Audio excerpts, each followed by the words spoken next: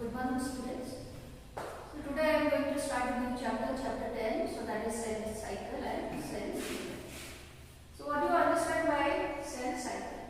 Cell cycle is a sequence of events by which a cell duplicates its genome, synthesis of other constituent of cell, and divides into two daughter cells. So cell cycle of the cell division. So that is a process by which a cell divides. So naturally you know that a cell is having nucleus. When the cell is dividing, first there is division of nucleus, then there is division of the cytoplasm, then ultimately one cell is dividing to produce two cells. So the entire event, that is called cell cycle. Cell cycle is divided into two stages. One is called interphase and the second is called mitosis phase. So what is interphase? Interphase is actually a resting phase.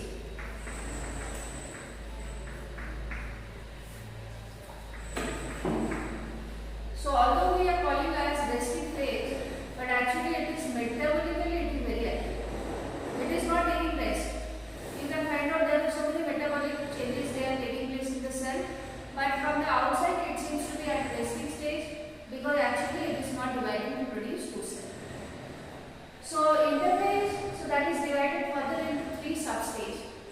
One is G1, second is S, and third is G2. So G1 phase, that is the phase between two mitoses. One cell is dividing by mitosis to produce two daughter cells. Then you will find out there is a resting period is there. Then again the cell is entering into mitotic phase. So in between two mitoses, the period which is there, so that is called interphase. And in the G1 phase, the phase between two mitoses, initiation of DNA replication. So during this stage, there is DNA replication process starts. Because before the DNA replication process starts, there are so many other metabolic processes they need to operate. So all the operation, all the starting of the DNA replication that starts in G1 phase. And the S, second one, so that is called synthesis phase. So during this phase the DNA replicates, but there is no increase in the chromosome number. So the actual DNA replication, because when the DNA doubles, then the process that is called DNA replication. And DNA replication process that is taking place in S phase. All the starting process that is starting in the G1 phase, then actually the DNA doubles during S phase. And in the G2 phase, the protein are synthesized because you know that inside nucleus chromosomes are there, and the chromosomes they are also associated with the proteins, mainly the histone protein. So the DNA doubles during the S phase, and the histone proteins and some of the non-histone protein they are also synthesized during G2 phase. So interphase, although it is a resting phase, it is metabolically very active. And it is subdivided into G1 as in the G2 phase. G1 phase is the starting of all the process of DNA replication. Actually, DNA replication is taking place in the S phase, and in the G2 phase, proteins they are prepared. M phase is divided into four stages: prophase, metaphase, anaphase, and telophase. So all of you know that there are two types of cell division. One is mitosis, another is meiosis. In mitosis, one cell divides to produce two daughter cells which are having the same chromosome number as the parental chromosome number. Whereas in the meiosis, one cell divides to produce four cells which are having half the chromosome number. If the original cell is 16 chromosome number, the parental cell, then all the four cells which are produced by meiosis, they are having 8 chromosome number. Whereas in the mitosis, if the parental cell is having 16 chromosome number, then two cells which are produced, they are also having 16 chromosome number. So that is the difference between mitosis and the meiosis. Mitosis is taking place in normal body cell, whereas the meiosis is taking place only the cell which are present inside the sex organ. So that is gamete mother cell to produce gametes. Because all of you know that the gametes they are haploid, they are having half chromosome number. So the mitotic phase, that is divided, as I told you, it is divided into prophase, metaphase, anaphase and the telophase. So first we will discuss about all the events taking place in prophase. Chromatic material condensed. Now let me explain you what is there inside a cell. So you know that our cell is having a nucleus. All living cell, inside one nucleus is there, and if you see under the microscope the nucleus, then inside the nucleus chromosomes are there. So these are all chromosomes. Cell is not always divided. If there is requirement, then the cell is divided. So when the cell is not divided, then inside the nucleus chromosome is present in the form of thin, long, thread-like structure which are called chromatin. And when the cell is entering into the division phase, then these chromatin they condensed or they become thicker, and now we call it as chromosome. So the chromatin, these are all the thin thread-like structure which is present in non-dividing nucleus, whereas in the dividing nucleus we call it as chromosomes. Okay. So the prophase, that is beginning of cell cycle, and the chromatin material they condensed so that they can be called as chromosomes. And you know that each chromosome consists of 2 chromatids. So these are 2 chromatids of a chromosome. So during prophase, if you see the cell under the microscope, then you can see that chromosome consists of 2 chromatids. So these are 2 chromatids. Then the initiation of spindle fiber. So you know that there is a structure present which is called centriole.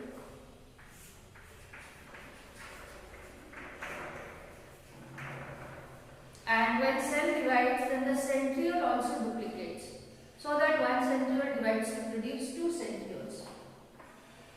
Okay. Now what is spindle fiber? Spindle fiber are thin protein fiber, and these fiber they are developing from centriole and they are connected to chromosomes. So these are all spindle fiber.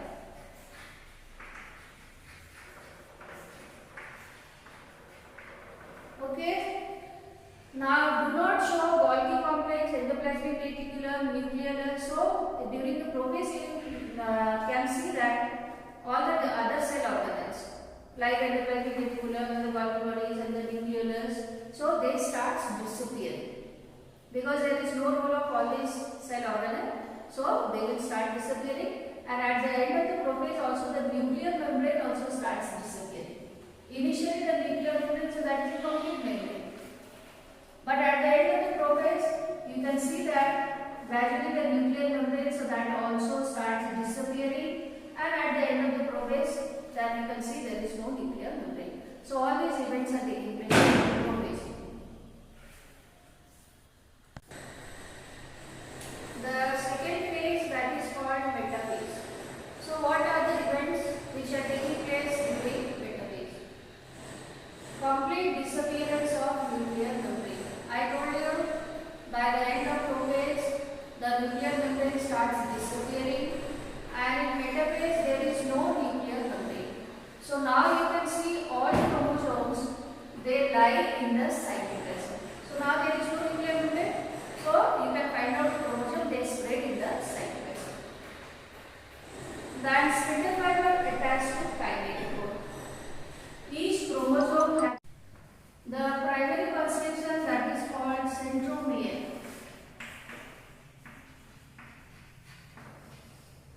Chromosome has 2 arms. So these 2 arms they meet at a point, and that point is called centromere. On centromere you can find out there is another knob-like structure which is called kinetochore. Okay. Now this is centriole. And centriole can produce the spindle fiber. These are all thin thread-like structure, and ultimately the spindle fiber they are connected to kinetochore.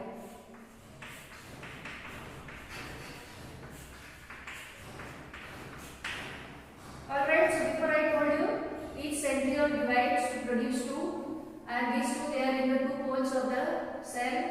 Then the spindle fiber which are developing, they are connected to the kinetochore of each chromosome. So now all the chromosomes they are connected to spindle fiber.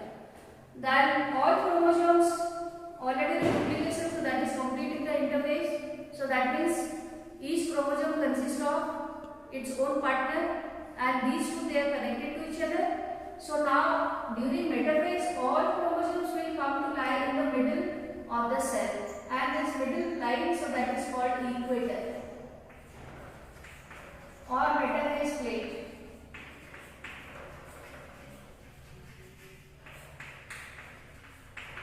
So here in the diagram you see there are four chromosomes are there in the cell. Then all the four chromosomes they are in the center of the cell, and the center of the cell, so that is called equator, and all the chromosomes they are also connected to the spindle fiber. So all these events are taking place during metaphase. The third phase is called anaphase, and during anaphase the two chromosomes which are connected to each other during metaphase, now they separate from each other. So you can see there are two groups of the chromosomes. In metaphase there is one group of the chromosome which is arranged in the center, but during anaphase they are now separated and they are moving towards the opposite poles. Then the centromere is towards the pole and arms trailing behind. So here we see this chromosome, the centromere, so that is towards the pole, and the arms they are behind. So now you can see the chromosomes they are gradually they are moving to the pole. Then the telophase, so that is the end of the mitotic phase, and already the chromosome they are reached at the opposite pole and lost their identity. Because chromosome I told you, when chromatids condensed or they become thicker, then we call it as chromosome. So during telophase, when the chromosomes they are already reached to the pole, then gradually there will be decondensation, and then at the end of the telophase again you can see the chromatic material. Okay. So during the prophase I told you there is disappearance of nuclear membrane and all the cell organelles. For example, nucleolus and plasma reticulum and the Golgi bodies. So again at the end of telophase there is reappearance of all these cell organelles and as well as the nuclear membrane. So that ultimately you can see there are two nucleus they are produced at the end of telophase. So all these are happening during telophase. The division of chromosome is called karyokinesis. So karyokinesis I will explain you. Now next is the cytokinesis. Cytokinesis means equal division of cytoplasm. Because inside the cell the cytoplasm is also there. There are many different organelles are also there. So all the organelles they also duplicate, and the cytoplasm, so that is divided into two equal parts. Cytokinesis takes place in two different ways in plant and animals. In plant cell, cytokinesis takes place by the formation of the cell plate, and cell plate formation starts from the center of the cell and it is moving towards the periphery. But in the animal cell there is formation of a groove or furrow, and the furrow it starts at the periphery and it is moving towards the center. So that is the difference in cytokinesis of the plant and the animal cell. So during the mitotic phase the chromosome divides equally. Then after the division of the chromosome the cytoplasm also divides equally, so that ultimately one cell is divided into produced two daughter cells. So what are the significance of mitosis? In mitosis same chromosome number is maintained. If the parent is having 4 chromosome number, then two daughter cells which are produced they are also having the same 4 chromosome number. So you can find out there is no variation. The daughter cell they are having the same type of the chromosome which is there in the parental cell. Then it is helping in growth. Growth which is taking place in the body of living organism. So that is only with the help of mitosis. Cell repairing, if there is any damage or the cell dies or there is any cut and the cell is now dead cell, then the repairing work, so that is also done with the help of the mitosis. And the meristem, you know that, so meristem, so that is the tissue which is present at the tip of the root or the tip of the shoot, and the meristem is continuously dividing by mitosis to produce new cell, and these leaf cells, they are responsible for the growth of the plant body and also for making the for increasing the length of the different parts of the plants also. So these are all the significance of mitosis. And why mitosis is called equational division? Because the chromosome number, so that is remaining constant, equal. The chromosome number is equal to the chromosome number of the parent. So this kind of the division is called equational.